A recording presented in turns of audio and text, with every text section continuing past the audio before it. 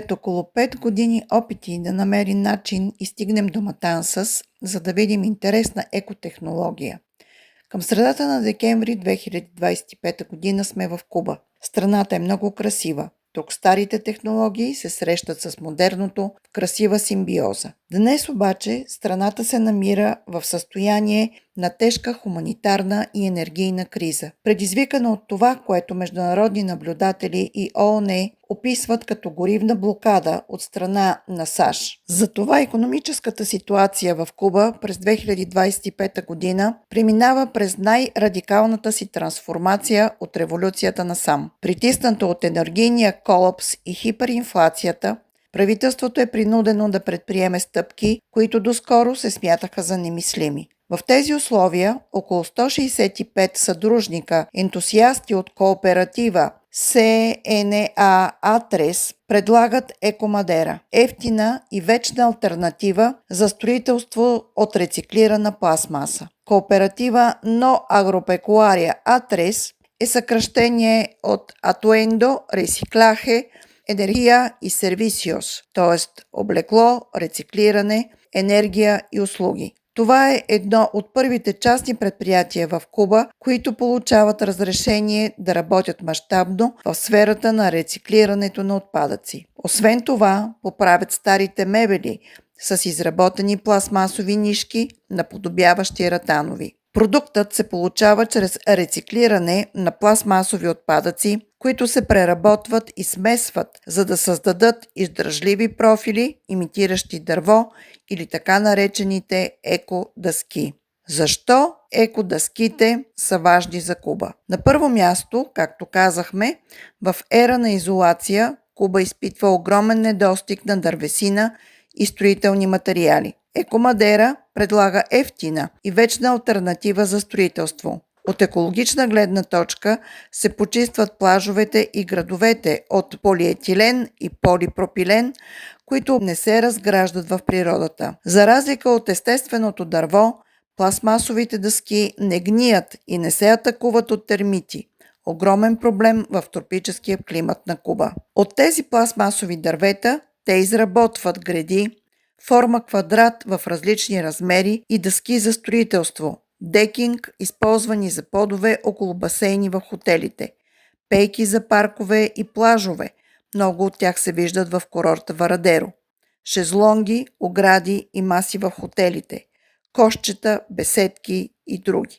Технологията, използвана от Атрес и подобни цехове в Куба, е много ефективна. Така наречената WPC Wood Plastic Composite без органични фибри. Събиране на пластмасите, сортиране и почистване, ръчно разделяне на полимерите, полиетилен и полипропилен, основно пластмаса от стари водопроводни тръби, капачки, бутилки от препарати и найлони. Добавя се и твърда пластмаса, тип акрилометилбутадиен стирол. Могат да се използват и при повторно рециклиране, дори и материалите, които излизат от машината за шприцоване. Тук виждаме вече готовата, чиста и измита пластмаса за работа, която се подава за следващия процес – смилане. Пластмасата се превръща в гранулат или флейки чрез индустриални мелници. Преди материалът за екодървото да постъпи в мелницата, той претърпява няколко щателни проверки за наличие на метални елементи, чрез подготвено за целта специално съоръжение с много силни магнити. Както виждате, те задържат дори и доста тежка връзка с ключове, но разбира се, освен на машината, се разчита и на опитното око на служителите във фабриката. Екструзия.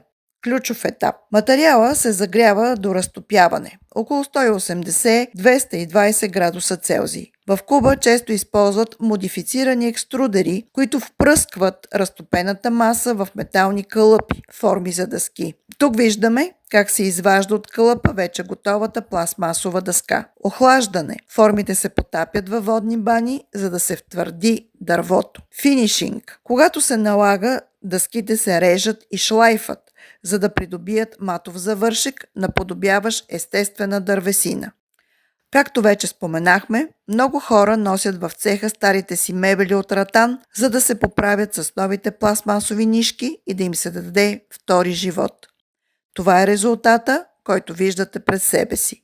Това води и до друга практична идея на кооператорите – да започнат уроци и практика с учениците от близкото учебно заведение за плетенето на тези мебели. Първо, разбира се, двама от работниците обучават една от учителките и това столче вече е изработено от самите възпитаници. Самата табуретка дори е изработена за участие в конкурс. Учениците така разбират, че за да се изработи нишката, ще трябва да има пластмаса за рециклиране и събират такива отпадъци, за да снабдяват предприятието. Това е нов прототип, по който работят сега. Лентите идват от фабриката, а самата практика обикновено е в групи от по 4-5 ученика от училището. Тази практика е много иновативна за директорката, защото тя няма информация да има много такива други проекти в страната. Резултатът от това е много силен и заради факта, че помагаме на общността, а оттам и на себе си, защото сме част от нея, казва директорката. Учим се да намаляваме отпадъците, обучаваме и сме иновативни. Като в процесите на тези практики се оказва, че излизат все повече интересни и нови идеи от децата, като например да се направят мрежи за футболните им врати от този материал, наподобяващ ратан, но много по-здрав, издръжлив и надежден при външни условия.